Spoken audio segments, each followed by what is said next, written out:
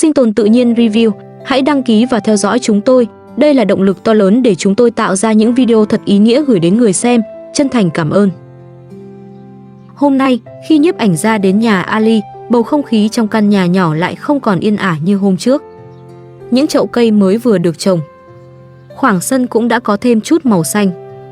Nhưng bên trong ngôi nhà ấy, giữa Ali và Parisa, lại tiếp tục xuất hiện những mâu thuẫn về chuyện sẽ sống ở đâu, xây nhà thế nào và tương lai của gia đình nhỏ này rồi sẽ đi về đâu. Parisa nhìn quanh căn nhà rồi nói với Ali, nơi này không phải một chỗ tốt. Dù tiện nghi rất đầy đủ nhưng khá xa thành phố. Cách duy nhất là tìm người mua và bán mảnh đất này đi.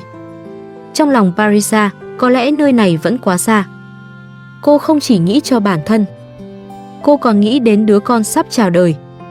Nghĩ đến việc sau này cần đi khám, cần mua sắm, cần có một cuộc sống dễ dàng hơn.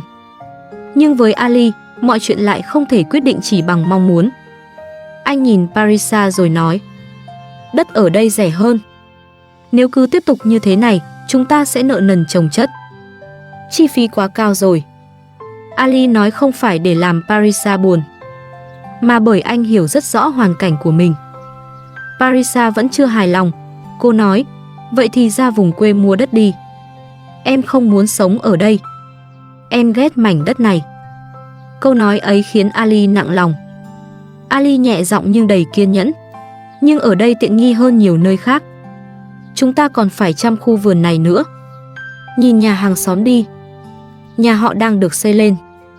Chúng ta sẽ xây một căn nhà lớn ở đây. Tất cả nhà kho đều phải tháo dỡ. Xin hãy hiểu cho hoàn cảnh của anh. Chúng ta không có tiền. Chi phí quá cao.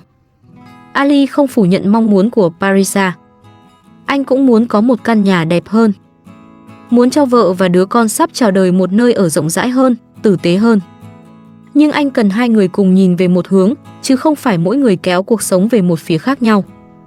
Parisa vẫn buồn bã nói, nơi này không phải chỗ tốt. Sao mọi người không hiểu cho em? Chúng ta phải xây một nơi tốt hơn cho con. Trong lời nói ấy có sự tủi thân của Parisa. Cô cảm thấy mình không được lắng nghe. Nhưng Ali cũng có nỗi khổ riêng. Anh đáp, chúng ta sẽ xây nhà lớn. Sau này căn nhà này có thể làm kho của mình. Anh đã bỏ rất nhiều công sức cho nơi này. Chỉ cần xây nhà là đủ rồi. Đừng bảo anh rời khỏi nơi này nữa. Câu nói của Ali giống như một lời van xin hơn là tranh cãi. Và bây giờ, anh chỉ mong Parisa cho anh thêm một chút thời gian. Parisa im lặng một lúc rồi nói, em có thể sống ở đây. Còn cuộc đời anh tự quyết định đi. Hãy trả hết khoản vay càng sớm càng tốt. Khi nào chúng ta còn có thể xây nhà lớn hơn? Ali nghe vậy chỉ có thể đáp, anh sẽ cố gắng. Trước mắt cứ ở tạm như vậy đã. Cuộc trò chuyện kết thúc trong sự lặng lẽ. Không ai thật sự thắng, cũng không ai hoàn toàn sai. Sau đó, Ali bước ra ngoài làm việc. Có lẽ khi trong lòng rối bời, anh chỉ còn biết tìm đến công việc, làm gì đó bằng đôi tay mình. Bà Hilda cũng đi ra phụ Ali một tay. Dù sức khỏe bà chưa hoàn toàn ổn định, bà vẫn không nỡ để Ali làm một mình. Bà lặng lẽ ở bên, như bao lần trước. Không nói quá nhiều, chỉ dùng sự hiện diện của mình để làm Ali bớt cô độc giữa những lo toan. Ali nhìn bà, rồi hỏi bằng giọng mệt mỏi, bà ơi, con phải làm sao đây? Parisa đang làm con phiền lòng. Parisa nói ở đây khiến cô ấy không vui. Đằng sau câu hỏi ấy là sự bất lực của Ali. Anh muốn làm một người chồng tốt, muốn chăm sóc Parisa, muốn xây nhà, muốn chuẩn bị cho đứa con trong bụng cô. Nhưng anh không thể một ngày mua đất trong thành phố. Bà Hilda nghe xong, chỉ nhẹ nhàng nói, Ali, chúng ta phải đi sửa nhà vệ sinh. Nhà vệ sinh là thứ cần thiết. Bà sẽ giúp con. Cứ xây nhà vệ sinh ở đây đi. Nếu cần, nhà vệ sinh cũng có thể bán kèm với mảnh đất. Bà Hilda không nói những lời xa vời. Bà kéo Ali trở về với việc trước mắt. Ali nói, xây nhà mới là điều quan trọng hơn. Bây giờ hãy sửa nhà vệ sinh và phòng tắm trước. Bà ơi, con có nên sửa chỗ này cho xong hẳn không? Bà Hilda đáp, có, không sao đâu. Chúng ta hãy lo việc trước mắt và cần thiết trước. Chuyện còn lại để sau hãy tính. Lời bà giản dị, Nhưng rất đúng. Có những lúc con người vì nhìn quá xa mà thấy mọi thứ đều mịt mù. Căn nhà hiện tại vẫn cần được chăm chút. Vậy nên, cứ làm từng việc một. Biết đâu từ những điều rất nhỏ ấy, cuộc sống sẽ dần có hình hài tốt hơn. Ali nhìn xuống phần công việc còn dang dở, rồi nói trong nỗi buồn. Khi Parisa không vui, con không muốn sửa gì cả. Vì chuyện đó chỉ làm con thêm phiền lòng mà cũng chẳng có ích gì với con. Tối qua con đã nói với cô ấy rất nhiều, nhưng cô ấy vẫn cứ làm theo ý mình. Đó là điều khiến Ali mệt nhất. Parisa vẫn ôm nỗi bất an của cô. Vẫn muốn rời khỏi nơi này. Có lẽ cả hai đều đang đau theo cách riêng. Còn bà Hilda đứng giữa hai người, lặng lẽ nhắc Ali hãy làm điều cần thiết trước. Không phải vì bà không hiểu ước mơ về một căn nhà lớn, mà vì bà biết một mái ấm không thể được xây lên từ sự nóng vội. Cần sự nhường nhịn. Cần những người trong nhà biết nhìn thấy nỗi khó của nhau. Hôm nay, căn nhà của Ali lại có mâu thuẫn. Nhưng trong mâu thuẫn ấy, vẫn có những điều rất thật. Và có lẽ, điều anh cần nhất lúc này là sự cảm thông. Một sự cảm thông đủ để Parisa hiểu rằng đôi khi con đường đến một mái ấm tốt hơn không bắt đầu bằng việc rời đi, mà bắt đầu từ việc cùng nhau sửa lại nơi mình đang đứng. Trong lúc Ali đang tiếp tục làm việc ngoài sân, bên trong căn nhà, bà Hilda lại lặng lẽ đi qua phụ giúp Parisa chuẩn bị đồ ăn. Hôm nay, nhà Ali sẽ làm món gà nướng. Không phải chỉ là một bữa ăn bình thường, mà bởi hôm nay, gia đình của Ali sẽ đến thăm. Vì vậy, Ali đã chuẩn bị khá nhiều đồ ăn từ trước, như thể anh muốn mọi thứ trong nhà phải thật chu đáo khi người thân bước vào. Bà phụ Parisa một tay, giúp chuẩn bị bữa ăn cho gia đình Ali. Sau khi phụ Parisa chuẩn bị đồ ăn, bà Hilda lại ra ngoài sân giúp Ali trộn xi măng. Bà vừa khỏi bệnh, cơ thể vẫn chưa hoàn toàn khỏe lại, nhưng nhìn Ali làm một mình, bà không nỡ đứng nhìn. Ali thì vẫn cặm cụi với phần nhà vệ sinh đang sửa dở. Công việc của anh không lớn lao, nhưng lại cần rất nhiều sức. Ali muốn hoàn thiện nhà vệ sinh trước, bởi đó là điều cần thiết nhất cho cuộc sống hàng ngày. Đúng lúc mọi người đang bận rộn, bên ngoài bỗng vang lên tiếng gõ cửa. Bà Hilda dừng tay, bước ra xem. Thì ra gia đình Ali đã đến. Vừa thấy người thân bước vào, Ali lập tức bỏ tay khỏi công việc. Anh lau vội đôi tay dính xi măng, rồi bước đến tiếp đón gia đình. Anh mời mọi người vào nhà với vẻ vui mừng. Gia đình hỏi Ali có đang bận việc không. Ali trả lời rằng anh đang sửa lại nhà vệ sinh. Rồi anh quay sang nhờ Parisa và bà Hilda chuẩn bị trà, ít trái cây để tiếp đãi mọi người. Trong khoảnh khắc ấy, căn nhà nhỏ lại có một không khí rất khác. Sau khi mọi người ngồi xuống, Ali cũng ngồi lại trò chuyện cùng gia đình. Em trai của Ali là Askan lên tiếng trước. Anh nói, tôi đưa mẹ đến đây để giải quyết chuyện giữa anh và Parisa. Ali nghe vậy liền đáp, giữa chúng tôi không có vấn đề gì. Nhưng Askan có vẻ không hoàn toàn tin điều đó. Anh nói rằng cả nhà đã mệt mỏi khi phải chứng kiến tình cảnh này quá lâu. Ali im lặng một lúc rồi hỏi, chị dâu đâu rồi? Askan đáp rằng chị dâu đã làm gãy chân cô y tá và cô y tá đã khiếu nại. Nhưng khi nói đến chuyện làm sao để giải quyết vấn đề ấy, Askan bỗng ngập ngừng. Không khí trùng xuống. Rồi em dâu mới nói tiếp rằng cô y tá chỉ chịu bỏ qua nếu Askan cưới cô ấy. Câu chuyện ấy khiến mọi người lặng đi trong giây lát. Ali nhìn Askan và em dâu, rồi hỏi, hai người sao rồi? Em dâu nói rằng thời gian này, Askan đối xử với cô rất tốt. Sau đó, cả nhà lại quay sang hỏi thăm chuyện tình cảm giữa Ali và Parisa. Ali không giấu giếm. Anh nói rằng Parisa muốn xây một căn nhà ở nơi khác, hoặc sống trong thành phố. Đó chính là mâu thuẫn lớn nhất giữa hai vợ chồng thời gian gần đây. Askan nghe xong liền nói, chi phí sống trong thành phố cao mà nguồn nước lại thiếu. Lời nói ấy như nhắc lại thực tế mà Ali đã từng nói với Parisa rất nhiều lần. Một lúc sau, đến giờ ăn trưa, cả nhà cùng nhau quây quần bên mâm cơm. Món gà nướng được dọn ra. Những món ăn giản dị nhưng đầy sự chuẩn bị của người trong nhà. Không khí bữa ăn hôm ấy rất bình dị. Mọi người vừa ăn, vừa hỏi thăm nhau. Những câu chuyện về cuộc sống, về gia đình, về sức khỏe, về tương lai của Ali và Parisa cứ nhẹ nhàng nối tiếp. Có lẽ trong đời sống nghèo khó, một bữa cơm như vậy đã là điều rất quý. Không cần quá sang trọng. Chỉ cần người thân còn có thể ngồi cùng nhau, chia sẻ một miếng ăn, nói với nhau vài lời quan tâm, thì căn nhà nhỏ cũng trở nên ấm hơn rất nhiều. Sau bữa ăn, mẹ của Ali ngồi lại nói chuyện riêng với Parisa.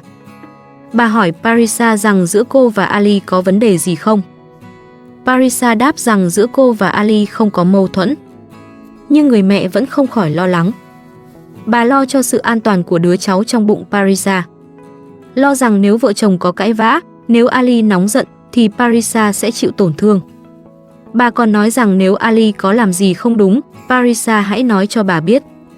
Bà sẽ cố gắng dạy bảo Ali. Lời nói ấy không phải để đứng về phía ai, mà là nỗi lo của một người mẹ, một người bà. Bà chỉ mong gia đình con trai được yên ổn, mong đứa cháu chưa chào đời được lớn lên trong sự bình an. Bà khuyên Parisa hãy giữ sức khỏe thật tốt, bởi bây giờ Parisa không chỉ sống cho riêng mình nữa. Trong cơ thể cô còn có một sinh linh nhỏ đang lớn lên từng ngày.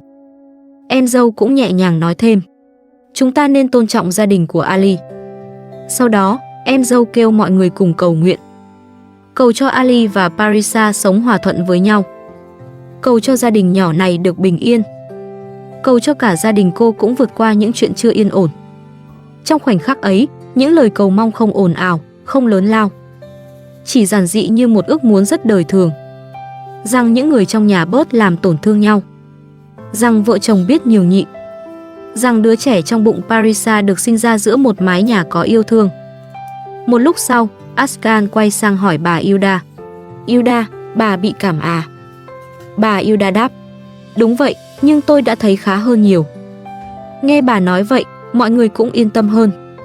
Bà Hilda đã trải qua những ngày bệnh, đi khám nhiều lần, cơ thể còn yếu, nhưng bà vẫn không ngừng làm việc. Sự chịu thương chịu khó của bà khiến ai nhìn vào cũng thấy thương. Askan nhìn Parisa rồi nói, Parisa, trước đây cô ấy từng sống gần gia đình chúng tôi.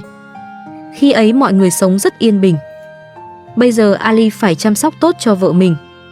Gia đình chúng tôi từng sống cạnh Parisa. Bây giờ điều quan trọng là hai người phải giữ gìn cuộc sống yên ổn này. Lời Askan vừa là lời nhắc Ali, vừa là lời nhắc Parisa. Bởi một cuộc sống yên bình không tự nhiên mà có. Askan nói rằng bây giờ mẹ đang rất buồn.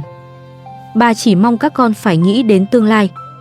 Em dâu cũng nói cô đang bệnh, nhưng Askan thời gian này đối xử với cô rất tốt, giữa hai người không có mâu thuẫn. Có lẽ cô muốn dùng chính câu chuyện của mình để nhắc Parisa rằng vợ chồng nào cũng có lúc khó khăn. Nhưng khi một người biết thay đổi, người kia cũng cần nhìn nhận sự cố gắng ấy. Ali lúc này nói, vấn đề duy nhất của chúng tôi chỉ là chuyện đất đai. Askan quay sang Parisa, chậm rãi giải thích. Parisa, trước hết cô phải hiểu rõ tình hình. Trước đây giá còn rẻ hơn. Hiện tại, cần dùng rất nhiều thép, mà thép thì quá đắt. Sau đó, Askan nói với mẹ rằng họ phải đi rồi. Ali nghe vậy liền giữ lại. Đúng vậy, thứ gì bây giờ cũng đắt. Tôi đã bỏ rất nhiều công sức cho nơi này, nhưng Parisa lại không thích. Ở lại với chúng tôi thêm một chút đi. Askan nói rằng họ không thể ở lại thêm. Trước khi rời đi, anh còn dặn Ali phải cẩn thận trước mặt hàng xóm, phải giữ gìn danh dự của mình. Bởi trong làng, chỉ một câu chuyện nhỏ cũng có thể bị bàn tán. Một cuộc cãi vã trong nhà cũng có thể trở thành lời đồn ngoài ngõ. Askan nhắc lại rằng đất trong thành phố rất đắt. Rồi anh quay sang bà Hilda, xin lỗi vì đã làm phiền bà. Anh nói bà thật tốt bụng. Lời cảm ơn ấy khiến người ta càng thấy rõ vị trí của bà Hilda trong căn nhà này. Bà luôn có mặt, luôn giúp đỡ, luôn giữ cho căn nhà không bị lạnh đi giữa những mâu thuẫn của người trẻ. Sau đó, gia đình Ali rời đi. Căn nhà lại dần trở về với sự yên tĩnh. Những lời khuyên vẫn còn đọng lại. Ali quay sang Parisa, đưa điện thoại của mình cho cô rồi nói, cầm điện thoại của anh đi.